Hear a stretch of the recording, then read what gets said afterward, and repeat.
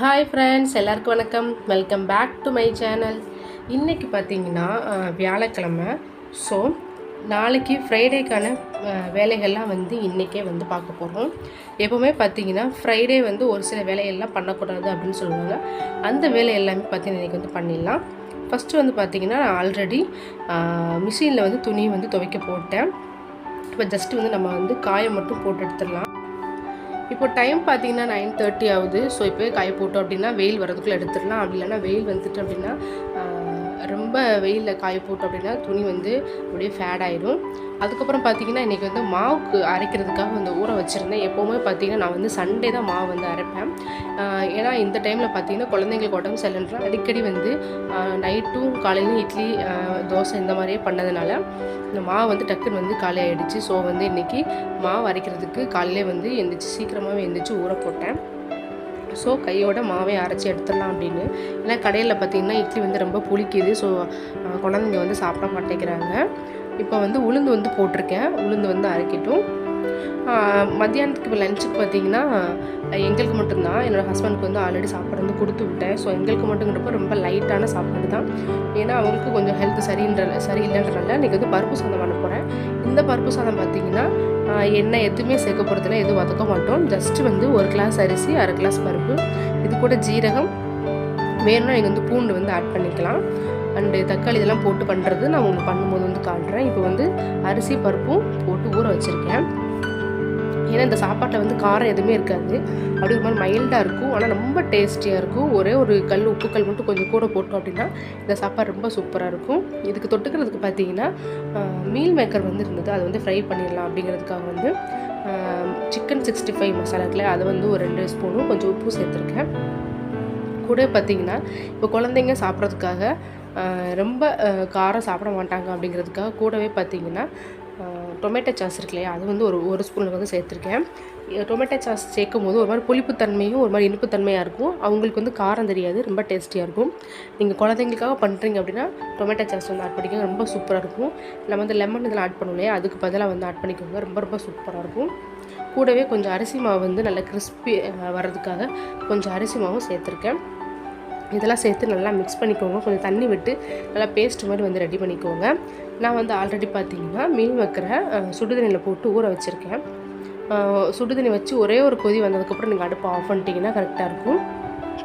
இந்த டைமில் மீன் மக்கரை போட்டு எல்லா இதுலேயும் மசாலா படுற மாதிரி நல்லா தடவிக்கோங்க. இது கொஞ்ச நேரம் ஊறணும். அப்போ தான் நல்லா மசாலா அந்த சோயாவில் இறங்கும், டேஸ்டியாகவும் இருக்கும். இது சைடு பை சைடு ஊறிட்டுருக்கட்டும். நாளைக்கு வெள்ளிக்கிழமை அப்படின்றனால வீடு துடைக்கிற வேலை இந்த மாதிரி வேலை நிறையா இருக்குது. ஃபஸ்ட்டு நம்ம சமையலையும் மாவையும் அரைச்சி முடிச்சிட்டோம். அந்த கிச்சன் வேலை முடிஞ்சது அப்படின்னா மற்ற வேலையை ஆரம்பிச்சிடலாம். ஏன்னா இப்போ டைம் ஆகிட்டுருக்கு, குழந்தைங்களுக்கு பசிக்க ஆரம்பிச்சிடும். டைமுக்கு சாப்பாடு கொடுக்கணுன்றனால ஃபஸ்ட்டு நான் சமையலை முடிச்சுட்டு அதுக்கப்புறம் தான் மற்ற வேலையை பார்க்குறேன். அரிசி ஊறுறதுக்குள்ளே பார்த்தீங்கன்னா வீடை ஃபஸ்ட்டு ஒட்டை எடுத்துடலாம். எப்போவுமே பார்த்தீங்கன்னா வாரத்தில் 1 வீக்காவது நான் வீட்டில் இருக்க ஒட்டடை எடுத்துருவேன். அதே மாதிரி சம்டைம்ஸ் தூக்கும் போது என் கண்ணில் ஒட்டடை பட்டது அப்படின்னா அது அந்த டைமில் எடுத்துருவேன். அப்படிங்கிறப்போ எனக்கு நிறைய ஒட்டடை இருக்காது. ஆனால் வெளியில் பார்த்தீங்கன்னா கதவுக்கு வெளியில் வாசப்படியில் நிறைய காற்றடிக்கிறோம், தூசி பட்டு டக்கு டக்குன்னு ஒட்டடை படைஞ்சிட்டே இருக்கும். ஸோ அதனால் பார்த்திங்கன்னா வெளியில் மட்டும் வாசலில் மட்டும் பார்த்திங்கன்னா கொஞ்சம் அதிகமாக ஒட்டடை இருந்தது. ஸோ அதெல்லாம் எடுத்துடலாம் அப்படிங்கிறதுக்காக எடுத்துகிட்டு இருந்தேன். நான் அதிகமாக வாசலில் எடுக்க மாட்டேன், மறந்து போய்டும் எடுக்கிறதுக்கு. ஸோ எப்போ ஞாபகம் இருக்கோ அப்போ எடுத்துக்குவேன். அதே மாதிரி பார்த்திங்கன்னா வீக்லி தான் நிலவாச கதவெல்லாம் தொடச்சி எடுக்க மாட்டேன். எப்போவோ தான் ரொம்ப தூசி படந்த மாதிரி இருந்தது அப்படின்னா மட்டும்தான் நான் தொடச்சி எடுப்பேன். அதாவது மந்த்லி ஒன்ஸ்னு வச்சுக்கோங்களேன். நம்ம வீட்டில் உள்ள பூஜரை எப்படி நல்லா சுத்தமாகவும் இது வச்சுக்கிறோமோ அதே மாதிரி பார்த்திங்கன்னா வீட்டு வாசல்லையும் கிச்சனையும் நல்லா சுத்தமாக, அடுப்பெல்லாம் ரொம்ப சுத்தமாக இருக்கணும்னு சொல்லுவாங்க. ஏன்னா இங்கெல்லாம் நமக்கு பிடிச்ச தெய்வம் தங்குன்னு சொல்லுவாங்க. ஸோ அதனால் கொஞ்சம் ஒட்டடை இருந்தது கதவில். அதனால் பார்த்திங்கன்னா ஃபுல்லாக ஒரு துணியில் தொடச்சி எடுத்துகிட்டு அதுக்கப்புறம் பார்த்திங்கன்னா ஈர துணியை வச்சு தொடச்சி எடுத்துக்கிட்டேன்.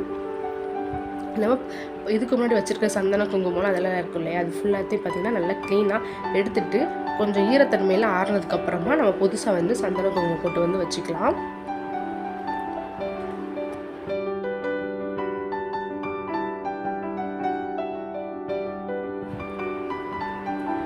இப்போ உளுந்த மாவு பார்த்திங்கன்னா நல்லாவே வந்து பொங்கி அரைஞ்சி வந்துடுச்சு. அதை எடுத்துகிட்டு நம்ம வந்து அரிசி மாவு வந்து போட்டுக்கலாம்.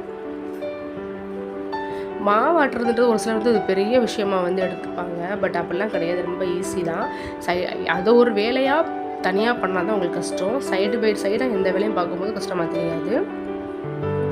இப்போ பார்த்தீங்கன்னா அதுக்கு முன்னாடி நான் வந்து அரிசி வந்து கிட்டத்தட்ட ஒரு 1/2 hourக்கு மேலேயே வந்து ஊறிடுச்சு. ஸோ அதை வந்து குக்கரில் வந்து வச்சிடலாம்.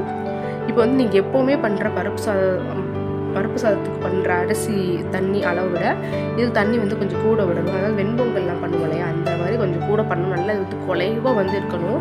நல்லா குலைவாக வந்தால் தான் அந்த சாப்பாடுக்கே டேஸ்ட்டு. அதுக்கு மேலே வந்து லைட்டாக வந்து நம்ம நெய் விட்டு சாப்பிடும்போது ரொம்ப சூப்பராக இருக்கும். இந்த பருப்பு சாதத்துக்கு நான் என்ன ஆட் பண்ணணும்னு பார்த்தீங்கன்னா, இப்போ வந்து ஜீரகம் வந்து சேர்த்துருக்கேன். நான் வந்து எனக்கு பூண்டு போடல, உங்களுக்கு விருப்பப்பட்ட நீங்கள் வந்து பூண்டு வந்து போட்டுக்கலாம். கொஞ்சம் மஞ்சள் தூள், அப்புறம் உப்பு சேர்த்துக்கோங்க. ஒரு லைட்டாக ஒரு டேஸ்ட்டுக்காக பார்த்தீங்கன்னா ஒரே ஒரு மீடியம் சைஸ் தக்காளி வந்து கட் பண்ணி வந்து சேர்த்துருக்கேன். இதில் தான் இன்றைக்கி நான் பண்ணக்கூடிய பருப்பு சாதத்துக்கு. இந்த பருப்பு சாதம் பார்த்திங்கன்னா ரொம்ப மைல்டாக இருக்கும், ரொம்ப ரொம்ப டேஸ்டியாக இருக்கும். ஆனால் முக்கியமாக பார்த்திங்கன்னா சூடாக வந்து சாப்பிட்ணும், அப்போ தான் அதோட டேஸ்ட்டே வந்து தெரியும். இது கூட நீங்கள் நான்வெஜ்ஜில் ஏதாவது கிரேவி வச்சு சாப்பிடும்போது இன்னும் சூப்பராக இருக்கும். அப்படி இல்லைன்னா காரமாக ஏதாவது பொரியலோ இது ஏதாவது ஃப்ரை பண்ணி சாப்பிடும்போது இன்னும் ரொம்ப சூப்பராக இருக்கும். கொஞ்சம் பெருங்காயத்தூளும் ஃபைனலாக வந்து ஆட் பண்ணிக்கோங்க. ஆட் பண்ணிட்டு இப்போ நம்ம குக்கரை வந்து மூடி வச்சிடலாம். இது வந்து ஒரு விசில் வந்ததுக்கப்புறமா அடுப்பை வந்து நீங்கள் வந்து கொஞ்சம் மீடியம் ஃப்ளேமில் வச்சுட்டிங்க அப்படின்னா ஒரு 2-3 விசில்லே பார்த்து நல்லா சாப்பாடு வந்து குழஞ்சி சூப்பராக வந்து வந்துடும்.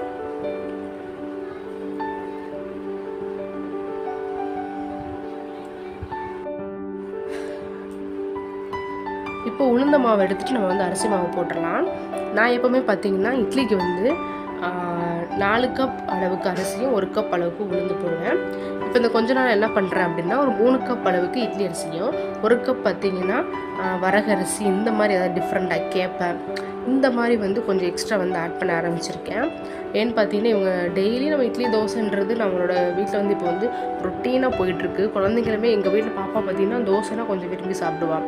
ஸோ அப்படிங்கிறப்போ அவங்க ஹெல்த்தியாக பண்ணி கொடுத்தா கூட சாப்பிட மாட்டேங்கிறாங்க. அதனால் பார்த்தீங்கன்னா இப்போ இட்லியில் மாவு அரைக்கும் போதே ஒரு 3 கப் அளவுக்கு இட்லி அரிசி 1 கப் அளவுக்கு இன்றைக்கி நான் வந்து இன்றைக்கி வரகரிசி போட்டு அரைக்கிறேன். இது வந்து இட்லிக்கும் சூப்பராகவும் முக்கியமாக தோசைக்கு ரொம்ப ரொம்ப சூப்பராகவும் நல்லா கிறிஸ்பியாக வந்து வரும்.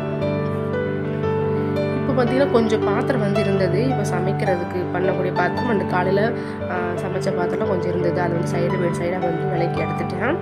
இப்போ வந்து அரிசி மாவும் வந்து நல்லா அரைஞ்சிருச்சு. இட்லிக்கு பண்ணுறீங்க அப்படின்னா கொஞ்சம் நொரன்னு இருந்தால் தான் இட்லி வந்து நல்லா சாஃப்டாக கொஞ்சம் புஷ்ஷுன்னு வரும். ஸோ எப்போவே ரொம்ப மையாக அரைச்சிடாதீங்க, இட்லி வந்து களியாக போயிடும்.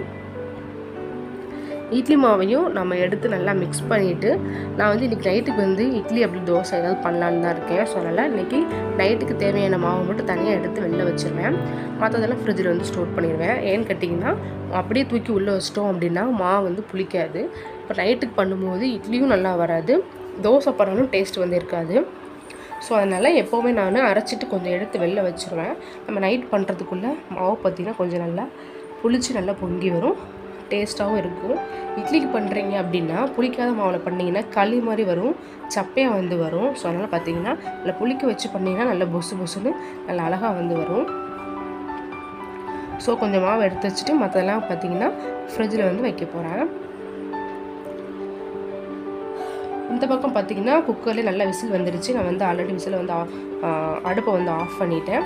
கொஞ்சம் அந்த காற்று போனதுக்கப்புறம் நான் வந்து உங்களுக்கு வந்து ஓப்பன் பண்ணி காட்டுறேன்.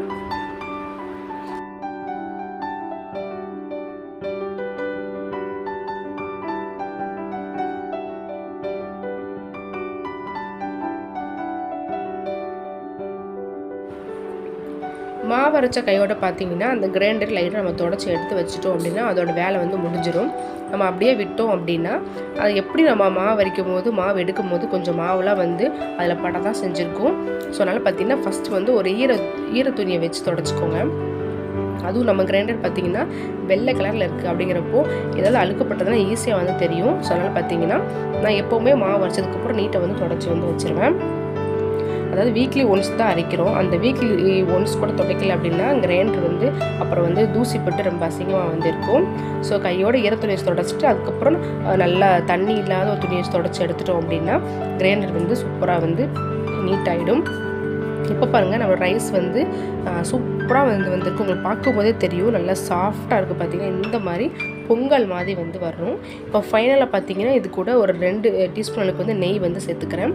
நெய் வந்து நீங்கள் இப்போ சேர்த்தாலும் ஓகே, அப்படி இல்லைன்னா நீங்கள் சூடாக சாப்பிட்றீங்க அப்படின்னா பிளேட்டில் வச்சுட்டு அதுக்கு மேலே உங்களுக்கு எவ்வளோ நெய் வேணுமோ நீங்கள் சேர்த்து கூட சாப்பிட்டுக்கலாம். நான் வந்து இப்போது பாப்பாவுக்கு மட்டும் தான் வந்து கொடுக்க போகிறேன். ஏன்னா உகன் குட்டி தூங்கிட்டு இருக்கேன். நான் சாப்பிட்றதுக்கு கொஞ்சம் டைம் ஆகும். ஆனால் இந்த சாப்பாடை பொறுத்த வரைக்கும் கொஞ்சம் நல்லா சூடாக சாப்பிட்டேன்னா இன்னும் எக்ஸ்ட்ரா வந்து சாப்பிட்லாம். பட் நமக்கு கொஞ்சம் வேலை இருக்குது அப்படின்றனால பாப்பாவுக்கு மட்டும் இப்போ வந்து ஊட்ட போகிறேன். அவளுக்கு ஊட்டி முடிச்சுட்டு நம்ம வந்து சாப்பிட்டுக்கலாம். சைடு பை சைடு பார்த்திங்கன்னா நான் வந்து மீல் மேக்கரை வந்து ஃப்ரை பண்ணுறதுக்கு வச்சுருந்தேன் இல்லையா, அது வந்து ஊறினதுக்கப்புறம் அதே நல்லா ஃப்ரை பண்ணி வந்து எடுத்துட்டேன். ரொம்ப டேஸ்டியான ஒரு காம்பினேஷன். கிச்சனில் வந்து அடுப்பில் இருக்கிற வேலையெல்லாம் முடிஞ்சதுக்கப்புறம் பார்த்திங்கன்னா அடுப்பே ஒரு வந்து தொடச்சி எடுத்துடலாம். ஏன்னா நாளைக்கு வந்து கண்டிப்பாக வந்து அடுப்பு துடைக்கக்கூடாது, வீடு வந்து ஒற்றை எடுக்கக்கூடாது, வீடு வந்து துடைக்கக்கூடாதுன்னு சொல்லுவாங்க. ஸோ அந்த வேலையெல்லாம் பார்த்திங்கன்னா இன்றைக்கே வந்து பண்ணிடலாம். அதனால் பார்த்திங்கன்னா நம்ம எப்போவுமே பார்த்திங்கன்னா மேக்ஸிமம் வந்து நைட்டு தூங்க போகிறதுக்கு முன்னாடி என்னால் முடிஞ்ச டைம்லலாம் அடுப்பை வந்து க்ளீன் பண்ணி வச்சுட்டு தான் தூங்குவேன். அதனால் வந்து அதிகமாக ஒன்றும் நமக்கு ஸ்டவ் வந்து அழுக்காக வந்து இல்லை. பட் இப்போ வந்து நம்ம வந்து இது ஃப்ரை பண்ணோம் இல்லையா, அதோட எண்ணெய் மட்டும் பட்டு 1-2 தெரிச்சிருக்கு. ஸோ அதை கையோடு நம்ம தொடச்சி எடுத்துட்டோம்னா அடுப்பு வந்து நீட்டாகிடும். கீழே பார்த்திங்கன்னா அடுப்பு கீழே பார்த்திங்கன்னா கொஞ்சம் சாப்பாடுலாம் பொங்கி லைட்டாக வந்து கீழே விழுந்திருக்கு. ஏன்னா ஒரு பக்கம் அடியில் பிளேட் வச்சுருந்தேன், இன்னொரு பக்கம் பிளேட் வைக்காமல் வச்சுருந்தேன். ஸோ நீ காலையில் வந்து கொஞ்சம் குழம்பு வந்து கீழே வந்து பொங்கி கொட்டிடுச்சு. ஸோ அதையே நல்லா நீட்டாக தொடச்சி வந்து நம்ம எடுத்துடலாம். இது வந்து நார்மலாக எப்போயும் டெய்லி நீட்டாக க்ளீன் பண்ணுறதுனால இன்றைக்கி பெருசாக ஒன்றும் வேறு எதுவும் போட்டு க்ளீன் பண்ணல. ஜஸ்ட்டு விம் லிக்விட் இருக்குல்லையா, அதை மட்டும் போட்டு 1 டைம் வந்து நல்லா ஸ்க்ரப் பண்ணிவிட்டு அதுக்கப்புறமா ஒரு ஈரத்துணி வச்சு நல்லா தொடச்சி எடுத்துட்டோம் அப்படின்னா கேஸ் ஸ்டவ் வந்து சூப்பராக வந்து ஆகிடும். அந்த தரையுமே பார்த்திங்கன்னா ஸ்டீல் ஸ்க்ரப் இருக்குல்லையா, அதை வச்சு யூஸ் பண்ணி லைட்டாக தொடச்சி எடுத்துக்கலாம். ஏன்னா பார்த்திங்கன்னா அந்த எண்ணெய் பிசுக்கெல்லாம் வந்து கீழே வந்து இருக்கும், தரையில் வந்து இருக்கும். தொடச்சி எடுத்துகிட்டு அப்புறம் ஒரு ஈரத்துணி வச்சு தொடச்சிட்டிங்க அப்படின்னா அந்த இடமும் வந்து நீட்டாகிடும். வீக்லி ஒன்ஸ் வந்து இப்படி மெயின்டைன் பண்ணாலே போதும். தினமும் ஸ்டவ் க்ளீன் பண்ணுறது உங்களோட விருப்பம். தினமும் ஸ்டவ் க்ளீன் பண்ணணுமா, அந்த கவுண்டர் டாப்லாம் க்ளீன் பண்ணணுமானா அப்படிலாம் இல்லை. வீக்லி ஒன்ஸ் பண்ணாலே கிச்சன் வந்து நீட்டாக வந்து இருக்கும்.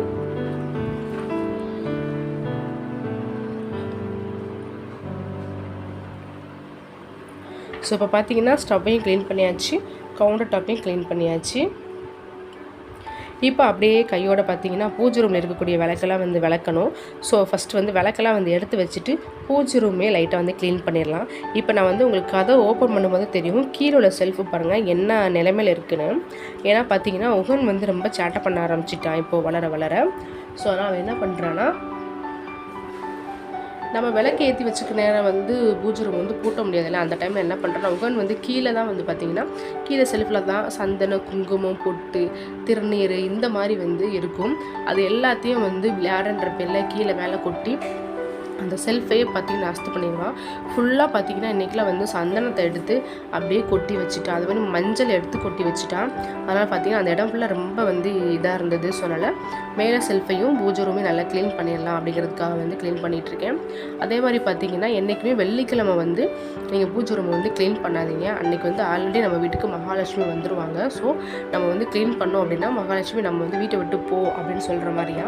ஸோ அதனால் நீங்கள் வந்து சப்போஸ் க்ளீன் பண்ண மறந்துட்டால் கூட பிரச்சனை கிடையாது.